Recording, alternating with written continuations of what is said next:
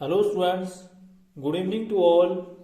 Our today's topic is cash flow statement, chapter number 7, class plus 2. Question number 4, cash flow from operating activities. Calculate cash flow from operating activities from the following information. आपके पास income statement दिए for the year ended 31 मार्च 2016.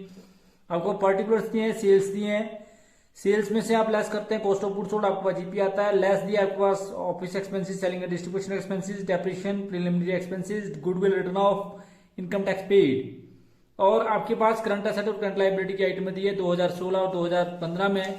तो 2016 की पहले दी है, 2015 की बाद में दी है. स्टॉक दिया है, डेटर्स दिया है, बिल रिसीवेबल दिया है, क्रेडिटर्स दिए हैं और बिल्स पेबल दिया है, आउटस्टैंडिंग एक्सपेंसेस दिया है, प्रीपेड एक्सपेंसेस दिया है.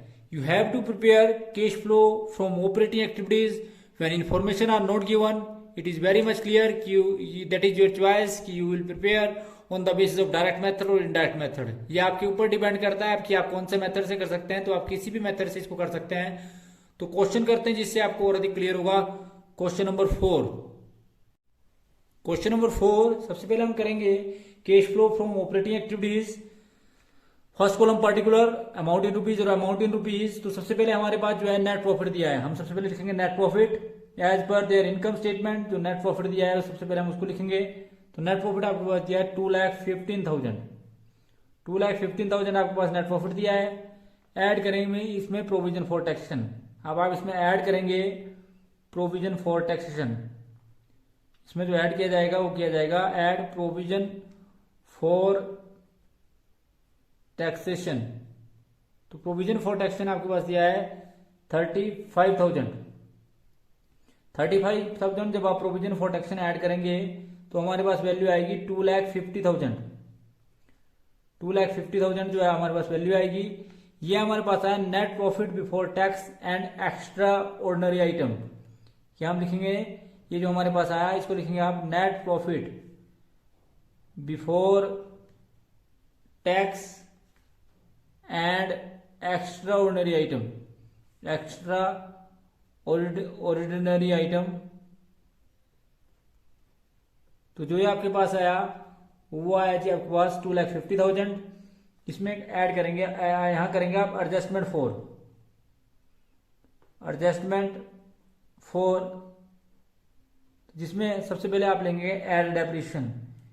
यहां पर ऐड किए जाएंगे फॉलोइंग आइटम जिसमें डेप्रिसिएशन सबसे पहले. तो depreciation as per income statement जो है वो आपके पास दिया है 45,000. तो डेप्रिसिएशन आपके पास दिया है 45,000. हम सबसे पहले डेप्रिसिएशन ऐड करेंगे. डेप्रिसिएशन 45,000. डेप्रिसिएशन के बाद आपके पास अगली आइटम दी है प्रीलिमिनरी एक्सपेंसेस रिटर्न ऑफ. आपके पास दिया अगली item preliminary expenses. Preliminary expenses जो आपने राइट ऑफ करने हैं और प्रीलिमिनरी एक्सपेंसेस आप राइट ऑफ आपके पास दिए 9,000. उसके बाद अगली आइटम दी आपके पास goodwill written off. Goodwill written off. तो गुडविल रिटर्न ऑफ आपके पास दिया 18,000. 18,000 गुडविल रिटर्न ऑफ जो है आप इसमें लिखेंगे तो आपके पास है 72,000. 72,000 के बाद जो आपके पास आया वो आया 3,22,000. 3,22,000 आपके पास आया. ये जो आपके पास आया या operating profit before change in working capital. ये आपके पास आया operating profit before change in working capital. Operating profit before change in working capital आपके पास आया चेंज इन वर्किंग कैपिटल. तो operating profit before change in working capital आपके पास आया. ये आपके पास आया 3,20,000. इसमें जो है आप ऐड करेंगे आप इसमें decrease in current asset and increase in current liability. Add करेंगे आप इसमें decrease in current asset and increase in current liability. तो डिक्रीज इन करंट एसेट आपके पास दिए हैं. इसमें सबसे पहले डिक्रीज इन करंट एसेट में स्टॉक, डेटर और प्रीपेड एक्सपेंसेस. तो स्टॉक आपके पास शुरू में 1,48,000 था और ये कम होकर जो है 1,18,000 रहा. तो इसका मतलब है 30,000 जो है आपका स्टॉक कम हुआ। सबसे पहले 30,000 स्टॉक कम हुआ। इसी प्रकार से आपके डेटर्स भी कम हुए। तो डेटर्स जो है आपके कम हुए। डेटर्स जो हैं ये शुरू में 1,10,000 थे और 85,000 के रहे। इसका मतलब है 25,000 जो है वो कम हुए। इसके बाद डेटर्स के बाद आपके पास प्रीपेड एक्सपेंसेस भी आपके कम हुए। तो प्रीपेड एक्सपेंसेस जो हैं वो आपके कम होकर जो है, अर्थात शुरू में जो है 1,800 रुपये के थे और लास्ट में जीरो रहे, तो इसका मतलब 1,800 रुपये कम हुए। उसके बाद आपके क्रेडिटर्स इंक्रीज हुए। क्रेडिटर्स जो आपके इंक्रीज हुए और क्रेडिटर्स जो आपके इंक्रीज हुए वो आपके इंक्रीज हुए 10,000 से। दैट मीन्स कि 60,000 के 70,000 हो गए। और टोटल जो है इसको आप ऐड करेंगे वो आपके पास आया 66,800। ये आपके पास आया 66,800। तो ऐड करने के बाद आपके पास जो वैल्यू आई वो आई जी 3,88,800। तो 3,88,800 आई। उसके बाद इसमें से लेस करेंगे आप, ध्यान रखें आप इसमें से लेस करेंगे। जो लेस करेंगे वो करेंगे आप increase in current asset, increase in current asset, और लेस करेंगे decrease in current liability and decrease in current liability, decrease in current liability. Current liabilities आप डिक्रीज लेस करेंगे। तो जिसमें सबसे पहले है बिल रिसीवल। तो बिल रिसीवल लेंगे आप। तो बिल रिसीवल हमारे पास हैं, इसमें बिल रिसीवल हमारे पास हैं जी जो इंक्रीज हुए वो है जी 9,000 के। इसी प्रकार से जो आपके आउटस्टैंडिंग एक्सपेंसेस हैं, मतलब बिल रिसीवल के अतिरिक्त और कोई करंट असेट इंक्रीज नहीं हुआ। आउटस्टैंडिंग ऑफिस एक्सपेंसेस जो है वो डिक्रीज हुआ। आपके डिक्रीज हुए करंट लायबिलिटी, जिसमें आउटस्टैंडिंग ऑफिस एक्सपेंसेस जो है ये डिक्रीज हुए और ये आपके रहे 1,200।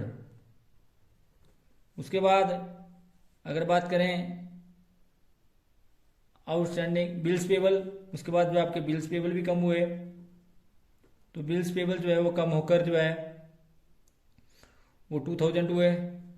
तो इसको आप टोटल करेंगे तो आपके पास 12,200 इसमें से माइनस करेंगे, क्योंकि माइनस की रकम को ब्रैकेट में लिखते हैं। तो ये आपके पास है 3,76,600 या cash flow from operating activities.